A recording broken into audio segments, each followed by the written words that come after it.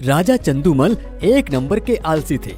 उनके आलसीपन से रानी ही नहीं, पूरा दरबार, पूरी प्रजा परेशान थी। रोज सवेरे उन्हें उठाना जो पड़ता था। उठिए महाराज, उठिए, सवेरा हो गया है। इतनी जल्दी सवेरा हो गया? अरे अभी अभी तो लेटा था। दरबार का समय हो रहा है महाराज। क्या आज दरबार जाना जरूरी है? नहीं जाएंगे तो फरियादियों का क्या होगा? फरियादी? क्या आज भी फरियाद सुनना जरूरी है? हाँ, जरूरी है। वे आलस्य से चलते हुए दरबार में पहुंचते हैं। महाराज की जय हो। क्या कहा? महाराज की जय हो। हो जाएगी यार, इतनी जल्दी क्या है? अरे सुनाओ भाई, आज क्या नई फरियाद है?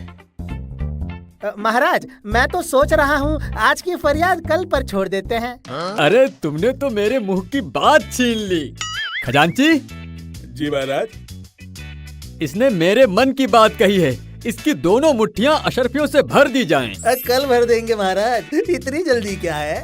अरे तुमने भी हमारे मुंह की बात छीन ली।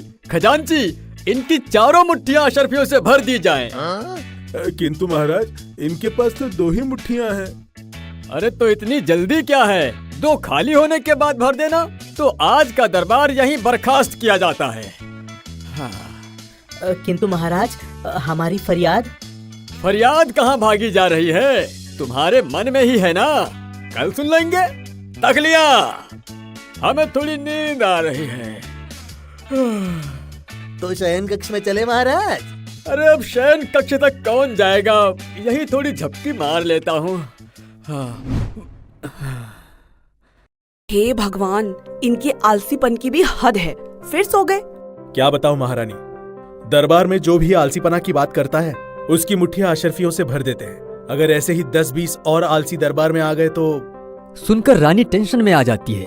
दूसरे दिन दरबार लगने से पहले वो राजा को सोते से उठाने जाती है तो कहती है, महाराज, मैं सोच रही हूँ, आप तो राजा हैं, आपका चल जाता है। आपके दरबार के आलसियों से भी खुश होकर आप उनकी मुट्ठी अशर्फियों से भर देते हैं। पर बेचारी प्रजा में जो आपके जैसे आलसी हैं, उनका क्या? अरे हाँ, उनके बारे में तो मैंने सोचा ही नहीं था। लेकिन मैंने सोचा है महाराज, अगर आप वो कर दो तो प्रजा के सारे आलसियों का भला हो जाए। जल्दी कहो, क्या सोचा है? मैंने सोचा है राज्य में आलसियों का आश्रम बना दिया जाए और प्रजा में ऐलान कर दिया जाए कि जितने भी आलसी हैं वे उस आश्रम में आकर रह सकते हैं। इससे सारे आलसियों में आपका गुणगान भी होगा और उनकी जिंदगी भी संवर जाएगी। और राजा के कहने पर राज्य में आलसियों का आश्रम बना दिया जाता है। उनके ऐलान करते ही रातों रात पूरा आश्रम आलसियों से भर जाता है। तभी राजा अपनी रानी और सेनापति के साथ आश्रम का चक्कर लगाने आते हैं। वाह, तो ये है आलसियों का आश्रम और ये है मेरे प्यारे आलसी। महाराज की जय हो। महाराज की जय हो। खुश रहो, खुश रहो, खाओ पियो, मस्त रहो। अब महाराज काफी खुश हो जाते हैं। कुछ दिनों बाद रानी राजा से कहती है, महाराज, आलसियों का आश्रम तो आपने बनवा दिया, हमारा शयन कक्ष भी बनवा दो। पर्दे पुराने हो गए हैं, नया लगवा दो। दीवारों का रंग भी उखड़ गया है, नई रंगाई करवा दो। जरूर महारानी, जरूर। ये कोई बड़ी बात है? अरे सेनापति से कह देती, अब तक वे करवा देते। सेनापति से कई बार कह चुकी हूँ, आज तक उन्होंने नहीं करवाया। क्या? उनकी इतनी हिम्मत? सर कलम कर देंगे हम उनका, जो हमारी महारानी की नहीं सुनेगा। सेनापति। जी महाराज। हमारी महारानी ने कहा था शयन कक्ष के पर्दे नए बनवा दो, दीवारों का रंग उखड़ गया है, रंगाई करवा दो। ये तो तुम्हें बिना बोले करवाना चाहिए था। अगर राजा रानी का शयन कक्ष गड़बड़ है तो उसे सजाने संवारने का हुक्म बिना बोले ही दे दो। और तुमने बोलने के बाद भी नहीं किया। मैंने तो पूरी प्रजा में ऐलान कर दिया था महाराज, पर कोई मजदूर आया ही नहीं। सारे मजदूर आलसियों के आश्रम में पड़े हैं। तो पड़ोसी राज्य के मजदूरों को बुलाओ, उन्हें मुंह मांगा पैसा दो, मगर हमारी महारानी के आदेश का पालन होना चाहिए। महाराज, पड़ोसी राज्य के मजदूर काफी पैसा मांगते हैं और अब हमारे दान कोष में इतना पैसा नहीं है। सारा धन आलसियों के आश्रम में खिलाने पिलाने और रख रखाव में खर्च हो रहा है। प्रजा में कोई काम करने वाला बचा ही नहीं है कि महसूल वगैरह से धन की कमाई हो सके। क्यों? तो क्या करें? बेचारे आलसियों को तो हम आश्रम से भगा नहीं सकते। महारानी, तुम्हारे पिताश्री अर्थात हमारे ससुर टुंगटुंग देश के राजा हैं। उनके पास काफी धन है, उन्हें धन भेजने का संदेश भेजो। रानी अपने पिता को संदेश भेजती है और दूसरे ही दिन उनका जवाब आ जाता है। बेटी, जुग जुग जियो, तुम्हारा संदेश मिला। पर अगर मैं इस तरह धन भेजूंगा तो वो फिर खत्म हो जाएगा, फिर भेजूंगा फिर खत्म हो जाएगा। बार बार धन खत्म करने से तो इस समस्या को ही खत्म कर दो। समस्या का समाधान मैं नीचे लिख रहा हूँ। समाधान मैंने पढ़ लिया है महारानी साहिबा, आप भी पढ़ लीजिए। पढ़ने की कोई जरूरत नहीं है, समाधान अमल में लाया जाए। हमेशा की तरह अपनी जय जयकार सुनने के लिए राजा आलसियों के आश्रम के पास पहुंचते हैं तो देखते हैं पूरा आश्रम धूं धूं कर आग की लपटों से जल रहा है। सारे आलसी अपनी जान बचाने के लिए यहाँ से वहाँ भाग रहे हैं। कोई छत पर चढ़कर कूद पड़ता है, कोई खिड़की से कूद जाता है, कोई दरवाजा तोड़कर भागता है तो कोई पेड़ पर चढ़कर अपनी जान बचाता है, एक तो कुएं में कूद जाता है। तभी वे देखते हैं एक कमरे में पड़े दो आलसी आपस में बातें कर रहे हैं। अरे यार, मुझे बहुत गर्मी लग रही है। लगता है कहीं कुछ जल रहा है। देख तो यार। अबे कौन उठे यार, तू ही देख ले।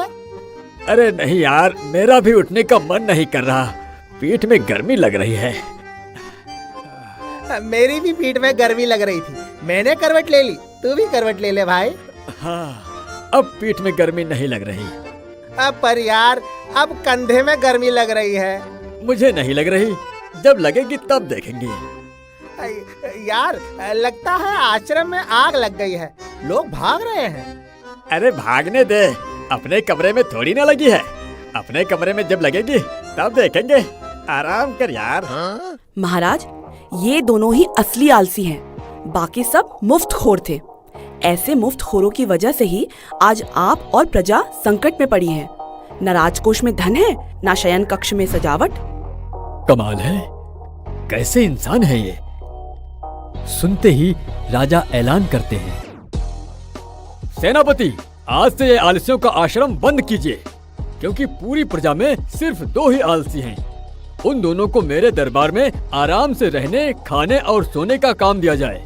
इन दोनों के अलावा अब तक जितने भी लोग इस आश्रम में रहकर आलसियों के नाम पर मुफ्त में खाना खाए हैं, उन सभी को अब तक का पूरा खर्च भुगतान करने का हुक्म जारी करो, क्योंकि वे आलसी नहीं थे और भुगतान न करने पर उन्हें कारागार में डाल दिया जाए।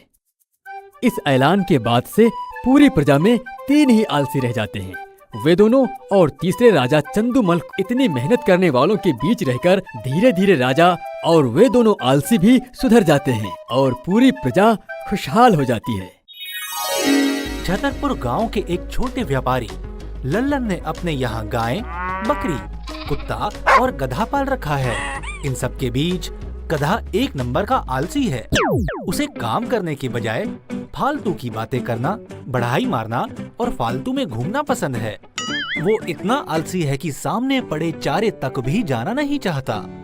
बकरी से कहता है, बकरी बहन, जरा चारा यहाँ खिसका दो ना, अब कौन उठे। ओफो गधे भैया, आप इतने आलसी क्यों हैं? इतना आलसी है, फिर भी हम में से सबसे ज्यादा काम इसे ही करना पड़ता है। हाँ, हमारे मालिक इसकी पीठ पर नमक की बोरी लाद कर ले जाते हैं। गांव के नदी का पुल पार करके शहर पहुंचते हैं, नमक बेचते हैं और शाम को वापस आते हैं। अबे गधे कहीं के, अभी तक चर ही रहा है, कितना चरेगा? अब तेरे चरने के नहीं, चलने का टाइम है। चल, रात भर बारिश हुई है, इससे पहले कि फिर बारिश हो हमें शहर पहुंच जाना है। मालिक हमेशा की तरह गधे की पीठ पर नमक की 3-4 बोरी लादकर शहर की ओर चल देता है। वो नदी के पुल पर पहुंचते हैं। पूरी रात बारिश होने की वजह से गीले पुल को जैसे ही वो पार करना चाहते हैं, अचानक गधे का पांव फिसलता है और वो नदी में गिरता है, पानी में तड़पने लगता है, ढेंचू ढेंचू करने लगता है। घबरा मत मेरे गधे, मैं आ रहा हूँ। अरे यार, चल घर वापस चलते हैं। गधे को इतनी जल्दी वापस आ गया देख बाकी जानवर पूछते हैं, अरे गधे भाई, आज तुम इतनी जल्दी वापस कैसे आ गए? अरे यार, रात भर बारिश हुई थी ना, मैंने मालिक से कह दिया था आज काम का मूड नहीं है, वापस चलो वरना दुलत्ती मारकर दांत तोड़ दूंगा। मालिक डर गया और वापस आ गया। अरे वाह, तब तो तुम जब चाहो मालिक को धमकी देकर वापस आ सकते हो। काश ऐसा होता तो मैं रोज ही धमकी देकर वापस आ जाता। आज आप जल्दी क्यों आ गए?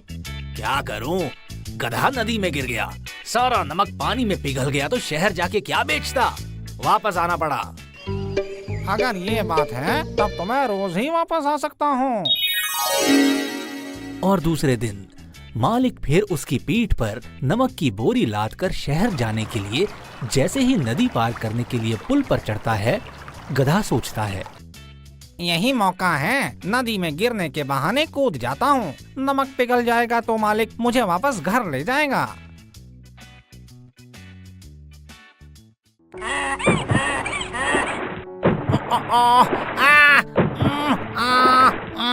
घबरा मत मेरे गधे, मैं आ रहा हूँ। अरे यार, आज फिर घर वापस जाना पड़ेगा।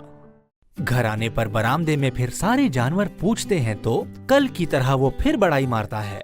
वही यार, आज फिर मूड नहीं हुआ। मैंने मालिक को दुलत्ती मारकर दांत तोड़ने की धमकी दी, बस वो मुझे वापस लेकर आ गया। अब तो मालिक मेरे कहने में चलता है। कल से मैं रोज उसे आधे रास्ते में ले जाकर धमकी दूंगा और वापस आ जाया करूंगा। वाह यार, तुम्हारे तो मजे हैं। और सचमुच गधे के मजे हो जाते हैं। उसे ये बढ़िया आइडिया मिल गया था। वो रोज नदी के पुल पर जाते ही पैर फिसलने के बहाने नदी में गिरता तो उसके ऊपर रखा नमक पिघल जाता। मालिक नदी में कूदकर उसे बचाता और वापस घर लौटाता। एक दिन घर आकर मालिक देखता है कि गाय, बकरी, कुत्ता गधे की सेवा में लगे हैं। ये लो गधे भैया, रस भरा चारा खाओ। खाने के बाद पानी पीना गधे भैया। रख दो। क्या बात है, आजकल बड़ी सेवा कर रहे हो मेरी। चलो, यही तो मैं चाहता था। सेवा तो करनी ही पड़ेगी गधे भाई। अरे जब आपकी दुलत्ती की धमकी से मालिक जैसे इंसान डर गया तो हम क्या चीज हैं? क्यों बकरी? जी गाय बहन। ओह, इसका मतलब ये आलसी गधा जानबूझकर नदी में गिरता है। इसकी चालाकी समझ गया मैं। काम ना करना पड़े इसलिए नदी में गिरकर नमक पिघला देता है और मुझे वापस आना पड़ता है। ठीक है बे गधे, कल तुझे मजा चखाता हूँ। और दूसरे दिन मालिक बड़ी ही चालाकी से नमक के बजाय चूने की बोरी उसके ऊपर लाद देता है। पुल पर पहुंचते ही जैसे ही गिरने के बहाने गधा नदी में कूदता है, बोरी पानी में भीगते ही चूना जलने लगता है और उसकी पूरी पीठ पर आग सी लगती है। अरे ये बचाने क्यों नहीं आ रहा? अब क्या मुझे ही मेहनत करनी पड़ेगी? और फिर चीखता हुआ किनारे की तरफ भागता है। किनारे पहुंचते ही मालिक उसे पकड़कर घर ले आता है।